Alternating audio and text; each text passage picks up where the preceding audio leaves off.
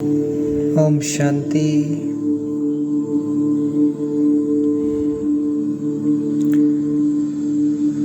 खुद को आत्मा विजुअलाइज करेंगे 1 मिनट के लिए।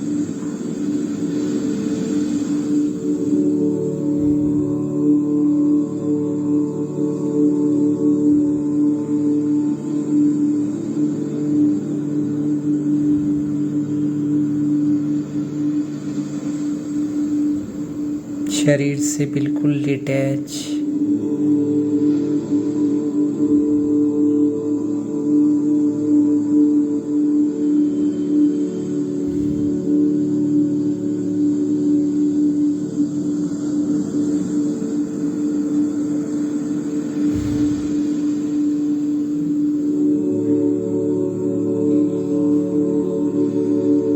बाबा जब परम धाम से सृष्टि पे आए थे,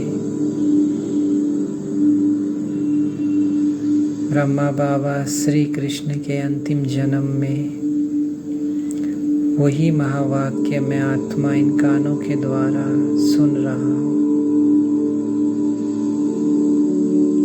ये परमात्मा के महावाक्य है। वो मेरे टीचर है।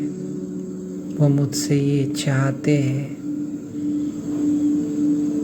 इसी स्मृति में सुने, निश्चय बुद्धि बन तो धारणा भी अच्छी होगी। चलिए शुरू करते हैं। मीठे बच्चे बाबा है गरीब निवाज। तुम गरीब बच्चे ही बाप से ज्ञान की मुट्ठी ले साहूकार बनते हो। बाप तुम्हें आप समान बनाते हैं। प्रसन्न असुरों के विघन जो गाए हुए हैं, वह इस रुद्र यज्ञ में कैसे पढ़ते रहते हैं? उत्तर, मनुष्य तो समझते हैं असुरों ने शायद यज्ञ में गोबर आदि का किचड़ा डाला होगा, परंतु ऐसा नहीं है। यहाँ जब किसी बच्चे को अहंकार आता है, कहाँ पर? मधुबन सेवा केंद्रों में। यहाँ जब किसी बच्चे को अहंकार आता है, कोई गृहचारी बैठती है तो जैसे किचड़ा बरसने लगता है। क्रोध में आकर मुख से जो फालतू बोल बोलते हैं, यही इस रुद्र यज्ञ में बहुत बड़ा विघन डालते हैं। कई बच्चे संगदोष में जाकर आकर अपना खाना खराब कर देते हैं। माया थप्पड़ मार इंसॉल्वेंट बना देती। कोई बात जैसे संडे को बाबा ने कहा कोई झूठ है, कोई गलत है, तो आप उसको सभ्यता से बोले। लेकिन जब हम देह अभिमान में आ जाते हैं, जब हम ज्ञान में, देखो ज्ञान में वही टिक सकता है लंबे समय तक, और धारणा जो अशरीरी होके रहेगा, और निश्चय बुद्धि और याद में टिका रहेगा। तब क्या होता है कि वो बाबा का सेवा केंद्र है, बाबा का मधुबन है, तो उसमें कम गुस्से में बोल देते, तो वहाँ का जो एटमॉस्फेयर है 10 लोगों का, वो ख़राब हो जाता है कि अरे इसने ऐसे बोल दिया भाई को, दीदी को, तो वो हमें नहीं करना है। फिर हम बाहर जाते तो लोग बोलते हैं आपको तो भगवान मिला था, आप छोड़ के आ गए। तो वो हम जो रिप्रेजेंट करते हैं, आपको तो ज्ञान होना चाहिए। इसलिए बाबा सदा कहता है कि पहले ज्ञान है, फिर याद है, फिर धारणा और फिर सेवा। तो इसलिए ज्ञान को अच्छे से वर्कशॉप करें, मेडिटेशन करें, फिर आप, इसलिए बाबा कहते हैं ना, सहन करोगे तो शहंशाह। सहन तो देखो करना पड़ता है ना। चलिए आगे बढ़ते हैं। याद में बैठे हो तो जैसे योग में बैठे हो। हर एक जानते हैं कि हमको तमो प्रधान से सतो प्रधान बनना है। यह है गुप्त मेहनत, इसमें कोई बड़ाई की बात नहीं। बाप कितना निरंकारी रहते हैं, जिसमें प्रवेश करते हैं वह भी कितना निरंकारी। प्रजापिता ब्रह्मा के कितने ढेर बच्चे हैं। चलन कितनी साधारण है, जैसे घर में बड़ा बाबा चलते हैं। निराकार के लिए भी कहा जाता है, निरंकारी है, गुप्त है ना। इनको ये नहीं रहता कि हमारा शो हो, भव का हो। कितनी बड़ी बात है। भक्के से सबको पता पड़े, भक्के से नाम तो होता है ना। बाबा कहते ये सब रस्म रिवाज कलयुगी देह अभिमानियों की है।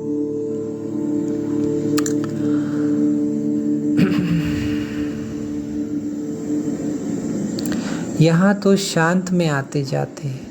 बाबा तो हमेशा कहते स्टेशन पर भी कोई ना आवे, कोई हंगामा नहीं। बाप कहते हैं मुझे गुप्त ही रहने दो, इसमें ही मजा है। ये बहुत पहले की मुरली है, जब बाबा को यज्ञ स्थापना करना था। अब तो बाबा खुद कहता है प्रत्यक्षता करो, तो हमें ये भी समझ होनी चाहिए। बड़े भपके वालों को, बड़े आदमी को मारने में भी देरी नहीं करते। बाबा तो है ऊंच से ऊंच। उस समय बाबा आते थे ना, तो कई लोग चिढ़ते थे, तो वो चाहते थे ब्रह्मा बाबा को मार दिया जाए, और मारने की भी कोशिश की थी। तो इसीलिए उस समय के महावाक्य बाबा कह रहे हैं। लेकिन अभी तो बाबा कहते हैं मेरा परिचय दो, बड़े बड़े बोर्ड्स बनाओ, मीडिया में, पेपरों में डालो। ऐसे बड़े आदमी को मारने में भी देरी नहीं करते। बाबा तो है ऊंच से ऊंच, चलन गरीब से गरीब चलते हैं। बाबा गरीब निवाज है ना, गरीबों से ही मिलने आते हैं। साहूकार लोग तो नामी ग्रामी मनुष्यों से ही मिलते हैं। इनको तो गरीब ही प्यारे लगते हैं, गरीबों पर ही तरस पड़ता है। तो बाप गरीबों पर तरस खाते हैं, ज्ञान की मुट्ठी भर देते हैं। तो तुम साहूकार बनो। साहूकारों का ठहरना मुश्किल है, दरकार ही नहीं इस ज्ञान मार्ग में। गवर्नमेंट को तो धनवान लोग बहुत मदद करते हैं ना, नामी ग्रामी है। वहाँ तो बहुत दान करने वालों का नाम अखबार में निकाला जाता है। यहाँ गरीब दान करते हैं तो अखबार में डालना चाहिए। चावल की मुट्ठी देकर फिर महल ले लेते हैं। बाप गरीब निवाज गाया हुआ है, सबसे मिलते जुलते रहते हैं। बड़ा आदमी मसाला बेचने वालों से मिलेगा नहीं। यहाँ तो है ही गरीब, उन्हों को ही साहूकार बनाना है। बाबा तो है गुप्त, गरीब ही बाबा से अपना वर्षा कल्प पहले मुआफिक ले लेंगे। ड्रामा में नूदी है, साहूकार तो बलि चढ़ न सके। यहाँ जो हमें गरीब कह रहा है ना बाबा, तो देखा जाए तो बाबा के बच्चे 80% तक गरीब नहीं है। सब अच्छे कपड़े पहनते हैं, अच्छे सबके पास साधन है, अच्छे सेंटर्स है, एसीज के सेंटर्स है, सुविधाएं। गरीब उनको कहता है बाबा जो आत्माभिमानी होके देहाभिमान का त्याग करके जो पुरुषार्थ कर रहा है, वो ही सतयुग में बाबा कहते हैं साहू अमीर बन जाते हो, आप राजकुमार बन जाते हो। लेकिन हम अगर उस अभिमान में रह के भी बाबा के पुरुषार्थ पे चल रहे हैं, तो हम वो लेवल तक नहीं बन पाते। तो अभिमान, मेन चीज़ अभिमान है, जिसको बाबा बार बार कहता है देह अभिमान, देह अभिमान। वो जो छोड़ता है वही गरीब है। इनको शिव बाबा को कोई वारिस बनाए तो कमाल कर दिखावे। बाबा कहते हैं मैं आता ही हूँ साधारण तन में, गाया हुआ है निराकार निरंकारी। गाते भी है ना गोदरी में करतार। देखो बाबा ठंडी में गोदरी लिए आकर बैठते हैं ना। पतित पावन बाप को कोई जानते नहीं। बाबा बैठकर समझाते हैं कि हे भारतवासी बच्चों, तुमको स्वर्ग का मालिक किसने बनाया। देखो बाबा कहाँ आया, अमेरिका में भी नहीं आया, कहाँ भी नहीं आया। कहाँ आया, भारत की पवित्र भूमि में आया। ऐसे हम बाबा के प्यारे बच्चे हैं। भारत, हिंदुस्तान भी कहते, लेकिन ज़्यादातर इसका नाम भारत है, क्योंकि हम सनातन धर्मवासी है ना। ये थोड़ी बोलेंगे हम हिंदूवासी है।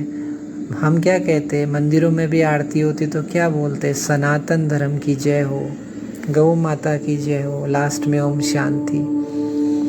तो कहने का मतलब हम भारतवासी बच्चों, तुमको स्वर्ग का मालिक किसने बनाया। लक्ष्मी नारायण के चित्र भी यहाँ रखे।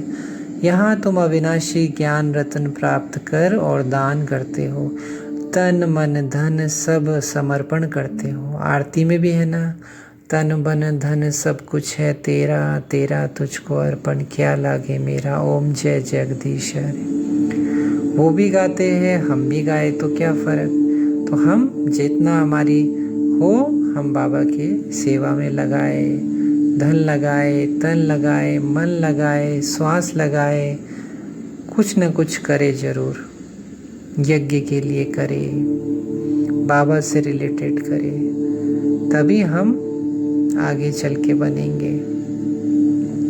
तो इसका एवजा मिलना चाहिए। अज्ञान काल में भी बहुत दान करने वाले बड़े आदमियों के पास जन्म लेते हैं। यहाँ तुम बाबा के आगे सरेंडर करते हो तो पिछाड़ी में जो साहूकार बनते उनके पास जाकर जन्म लेते हैं। फिर तुम वहाँ महल माड़ियाँ बनाएंगे।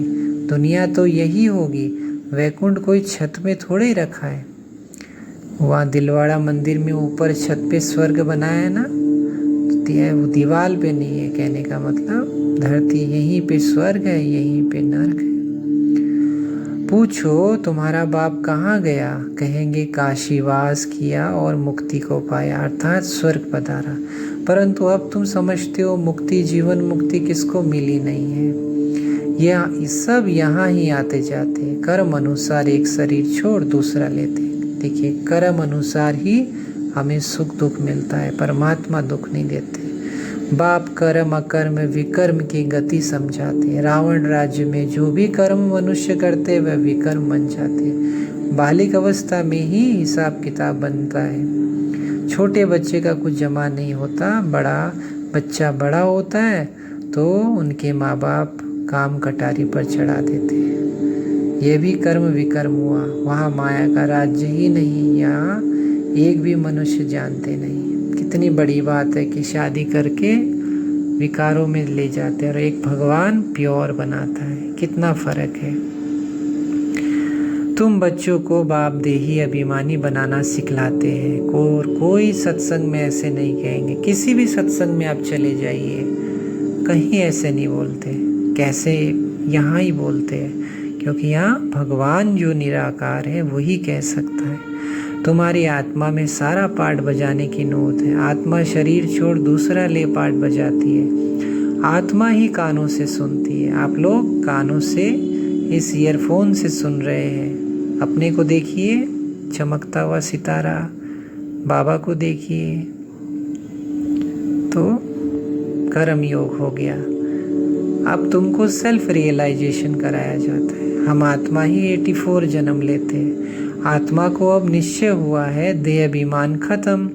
पहला अवगुण ही है ये, देह अभिमान आने से ही और विकार चटकते हैं। तो अब देही अभिमानी बनना है। बाबा हम आत्माएं बस आए किया, 84 जन्म पूरे किए हैं। ड्रामा अब पूरा हुआ। अब हमको नया जन्म मिलेगा।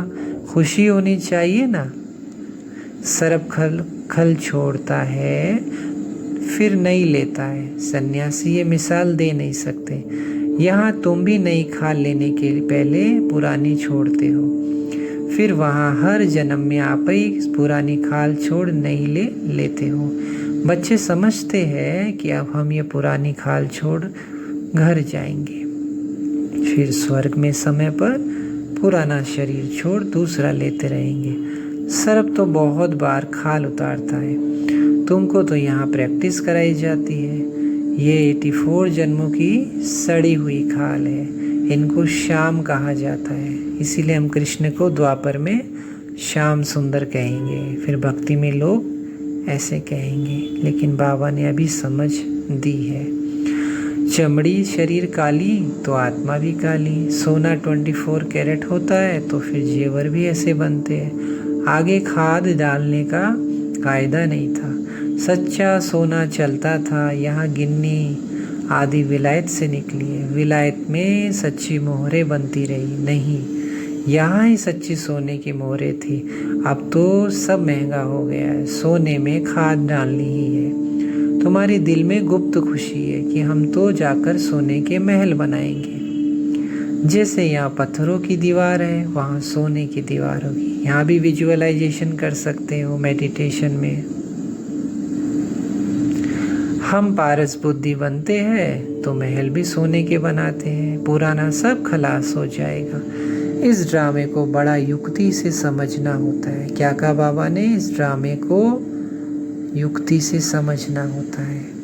कभी बनाएंगे क्लास ड्रामा के ऊपर भी।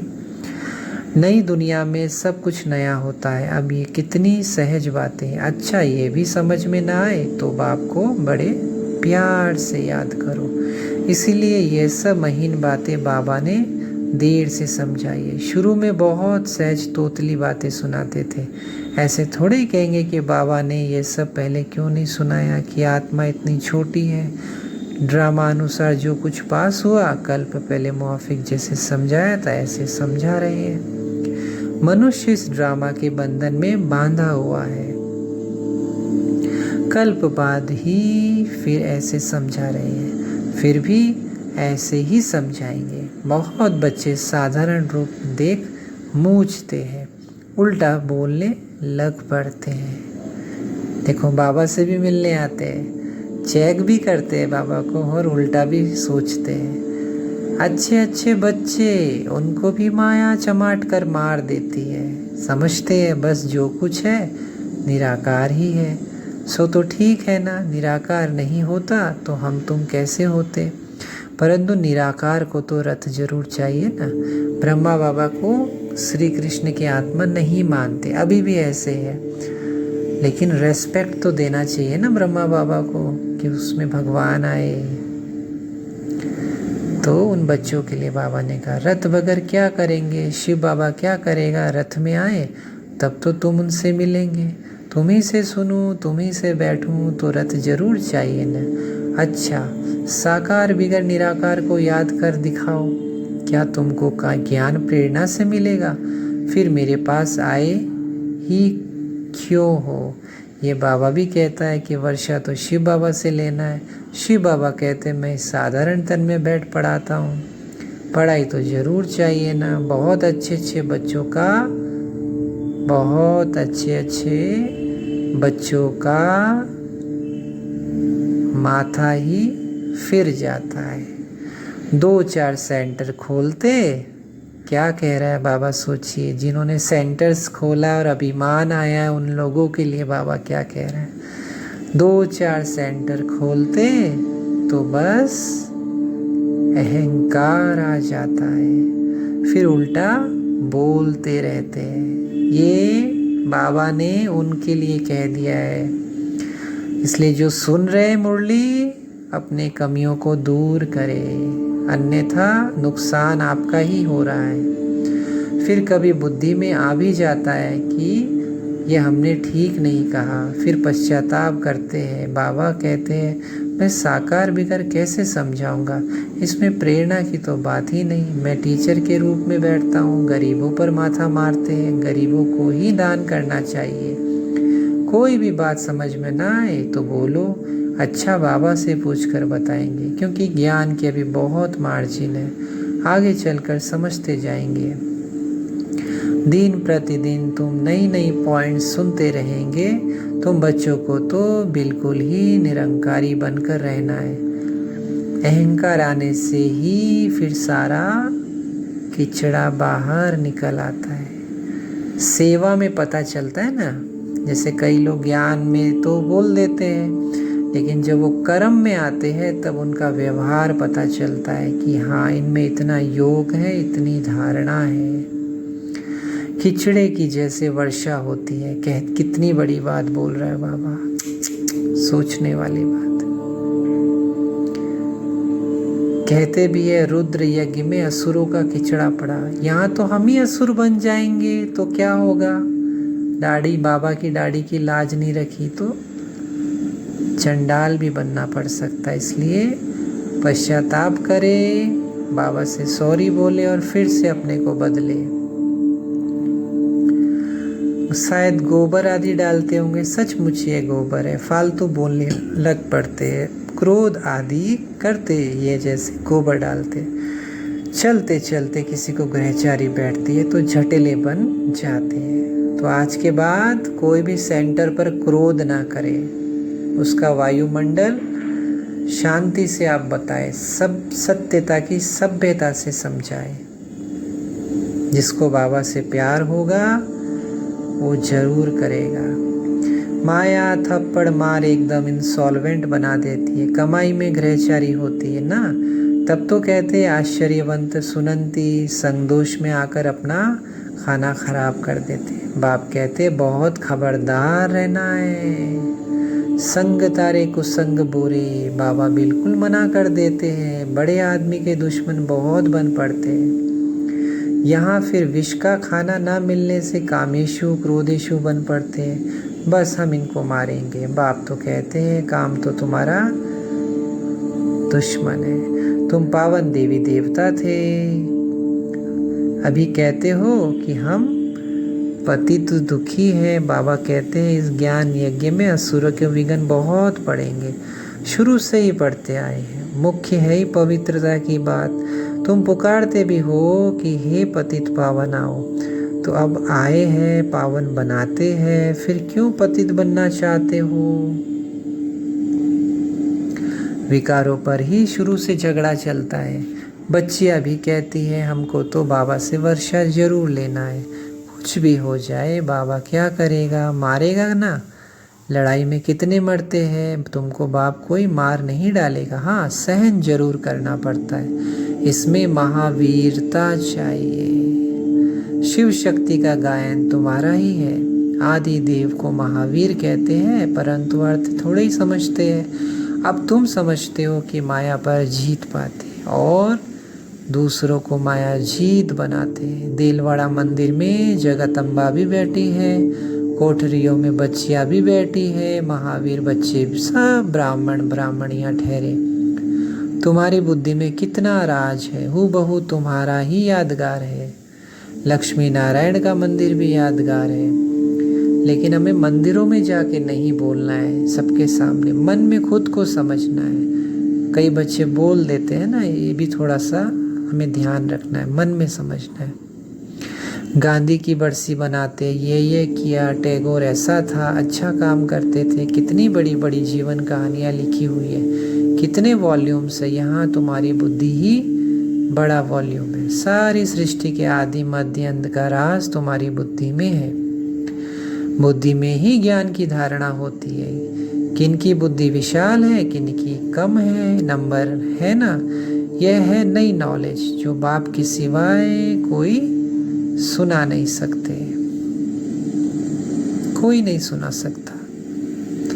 इस बाप पर बलि चढ़ने से तुमको स्वर्ग का मालिक बना देते हैं। बेहद का बाप पतित दुनिया, पतित शरीर में आके बच्चों की कितनी मेहनत करते। सोचिए बाबा कितनी गंदी दुनिया में हमारे लिए आए, सोचिए उनका त्याग कितना बड़ा है। और हम अपने से सवाल कीजिए तो जरूर बच्चों को बलि चढ़ना पड़े।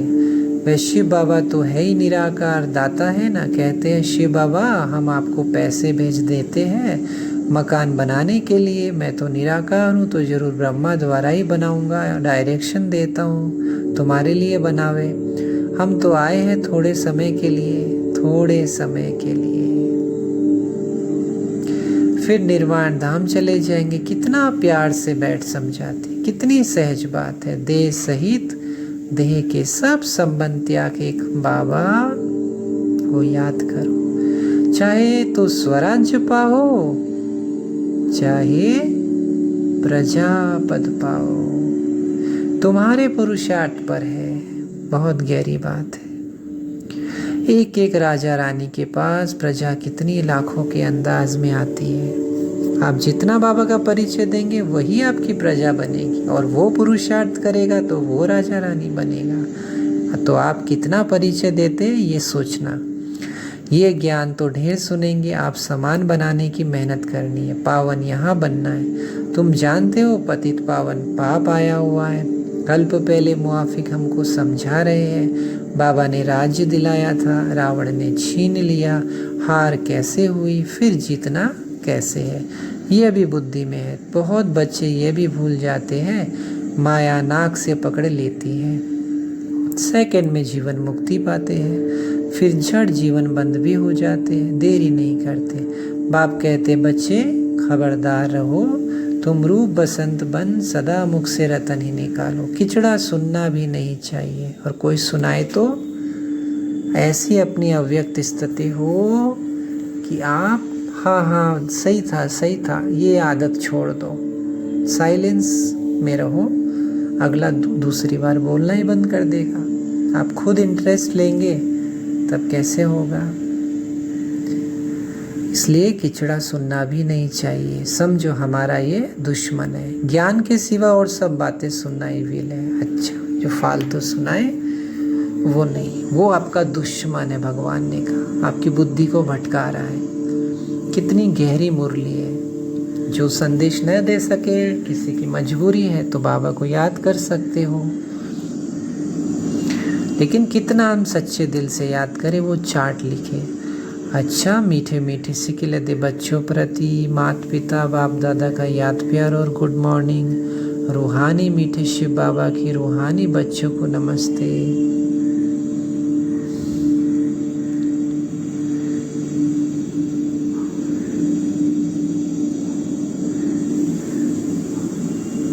शुक्रिया बाबा, सच्चे दिल से।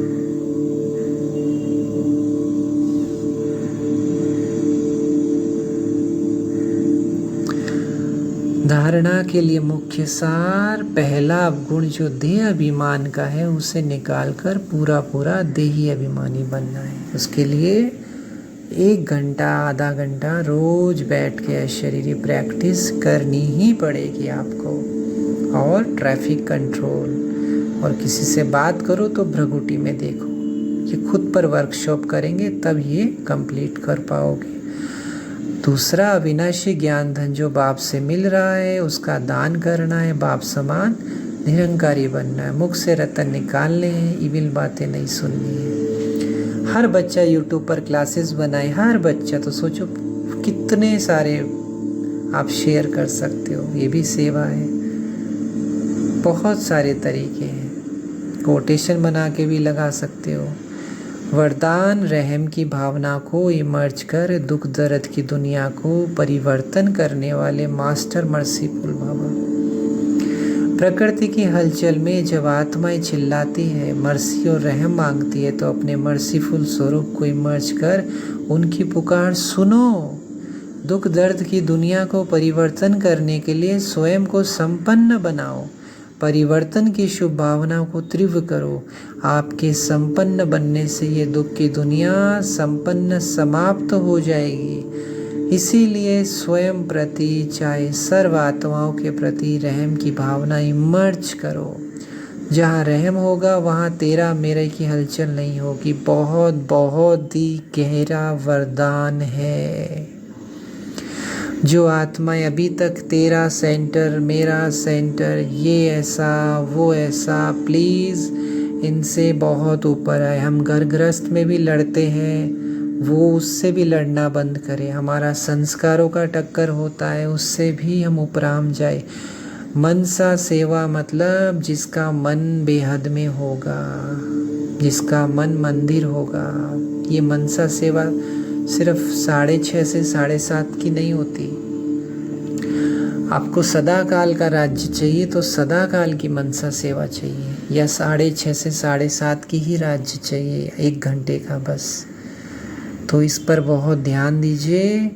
आने वाला समय, और अभी भी कितना दुख है दुनिया में। कईयों को खाना नहीं मिला, कई मेंटल हॉस्पिटल में हैं, कई जल गए हैं। क्या आप मनसा सेवा कर रहे हो? क्या आप आधा घंटा बैठ के प्रकृति को सकाश दे रहे हो?